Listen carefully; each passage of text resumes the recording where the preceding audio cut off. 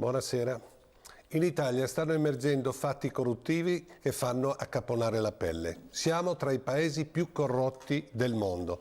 Per convincersi basta leggere i dati della Corte dei Conti e dell'OCSE. La corruzione politica è arrivata ad un livello tale che chiunque abbia a cuore le sorti di questo Paese non può che mettere questa piaga come la priorità delle priorità. Mazzette e regalie varie sono ormai la normalità per chi può decidere l'aggiudicazione di un appalto, far costruire un palazzo o un centro commerciale. Come scrive Serra, siamo davanti a una grande catastrofe etica. Questo Paese è in ginocchio a causa della corruzione. Quando si parla di crisi economica viene ricordata la Grecia.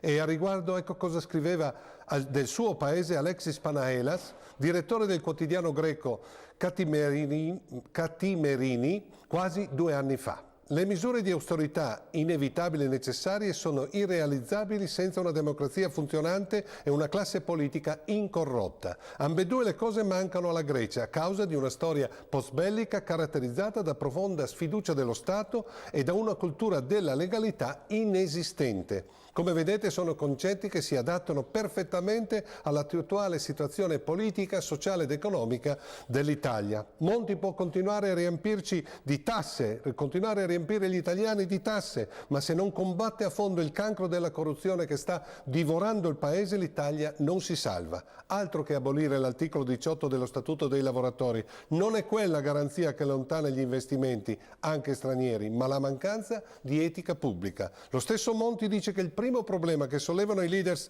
stranieri non è più la messa in sicurezza dei conti pubblici, ma la nostra riluttanza a varare una nuova ed efficace legge anticorruzione. Nel 1999 il Parlamento europeo ha votato una convenzione contro la corruzione perché, così dice l'Europa, la corruzione rappresenta una minaccia per lo Stato di diritto, la democrazia e i diritti dell'uomo, mina i principi di buon governo, di equità e di giustizia sociale, falsa la concorrenza, ostacola lo sviluppo economico e mette in pericolo la stabilità delle istituzioni democratiche e i fondamenti morali della società.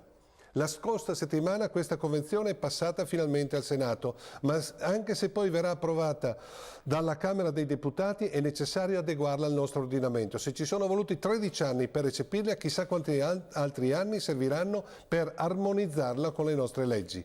Anche perché le leggi su queste questioni si fanno sotto ricatti incrociati, come il PDL che dice il PD: se vuoi che annulliamo la legge sulla responsabilità civile diretta e personale dei magistrati, una legge che non esiste in nessun paese europeo, dobbiamo cambiare il reato di concussione per salvare così il Caimano dal processo Ruby. Non credo che questo Parlamento, con tanti parlamentari indagati per corruzione, possa licenziare leggi utili a contrastare la corruzione nel Paese. È come se le norme per combattere la mafia le preponesse Totò Riina. Non credo che questo funzionerebbe. Arrivederci a mercoledì prossimo.